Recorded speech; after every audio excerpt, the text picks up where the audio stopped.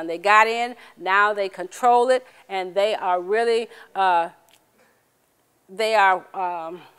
boasting about it, and they are talking about it, and then they are laughing at us all the way to the bank. Thank you. How do the Korean retailers get the money to start up these beauty supply stores? To find out, I traveled to the University of California at Berkeley and spoke with Professor John Lee. Many of the ones that started recently came from South Korea that was much more enriched. So by selling their farm or by selling their apartment, they could have this initial pot of money to start relatively small businesses in urban areas. Furthermore, they had encouragement, sometimes quite explicitly in terms of funding by relatives, friends, and other sorts of religious or whatnot networks to provide them with money to start their business. So it's fair to say that there are all sorts of formal and informal means by which Korean Americans and South Korean business people dominate the market and are implicitly unwilling to let competition challenge their dominance. So the two magazines, they're all in Korean. Mm-hmm. I mean, does that seem like fair business practice? Yeah, well, as I said before, this is one of the mechanisms by which South Koreans and Korean American merchants ensure the domination of the market. It's OTC.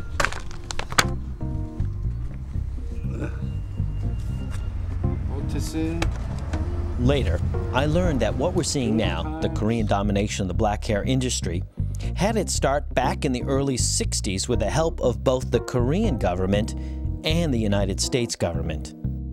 This is Chosun, one of the most respected newspapers in South Korea. And it's inside the archives of this newspaper that I discovered a document from 1965 in which the wig manufacturers in Korea convinced the Korean government to ban the export of raw hair, making it impossible for anyone to manufacture wigs from the highly desirable Korean hair population except for the Korean manufacturers themselves. And 6 months after the Korean ban on the export of hair, the United States government banned the import of any wig that contained hair from China.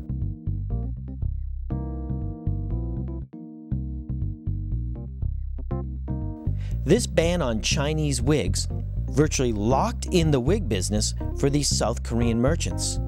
So it seems that what we're seeing today, the Korean domination of the black hair industry, had its start with the help of both the Korean and the United States government almost 40 years ago.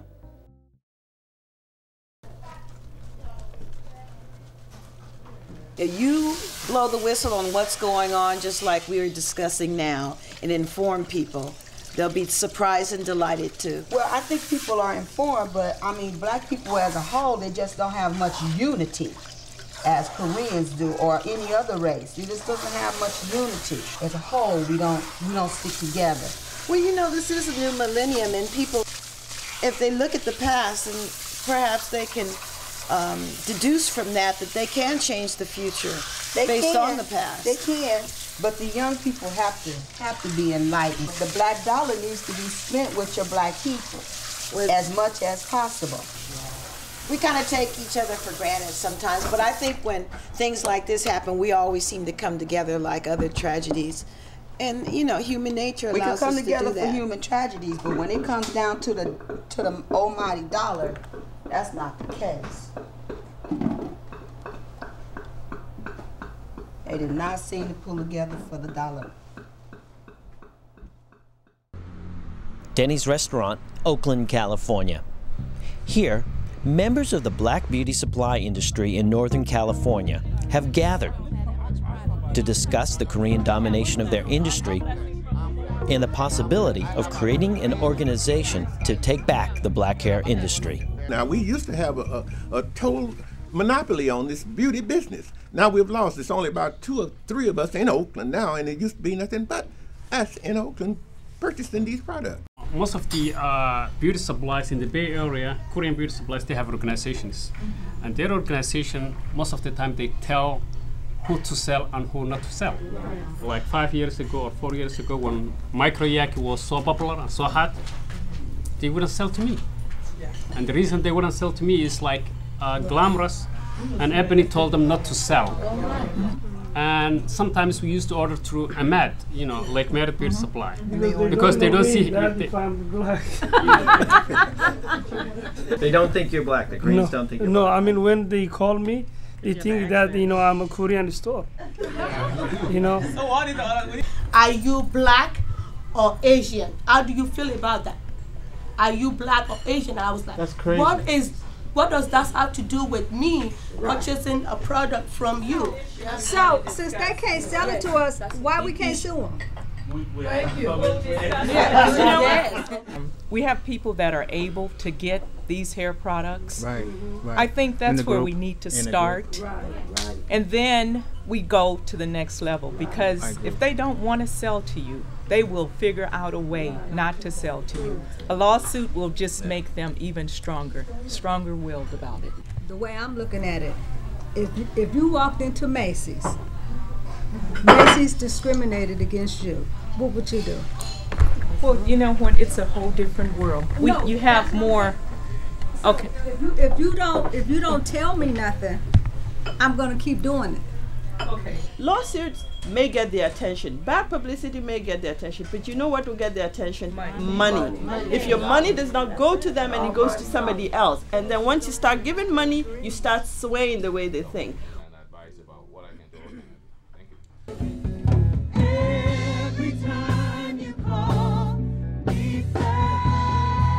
Just a few months after this meeting, BOBSA is created, the Black-Owned Beauty Supply Association. Their first event is here at this gospel event on the square in Oakland, California. It's here that they begin to raise awareness of the black hair issue and promote a hair show. I'm from Dallas. I got my hair from Korean Beauty Supply.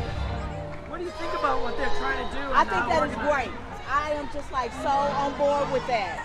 We are a black-owned beauty supply, and what we are, $10 in Dallas, in Texas. We are like all about supporting black-owned businesses, and we complain about that a lot, that there aren't any black-owned beauty supplies in Texas. So, you know, I think it's great. I think it's great. I think it's about time. I just think it's very interesting. I got a little information about it. They had their little line card that gave me names of different people in different areas, which is very helpful. And then they are under association with, these are reputable hairdressers. So, and that's important to me because your hair is important.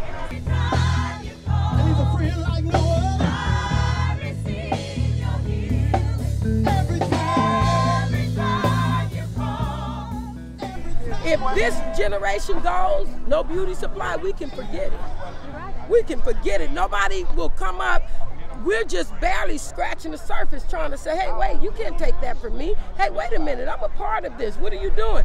They won't have the know-how or the power to be able to go into that because it'll be totally dominated by Koreans. Totally dominated.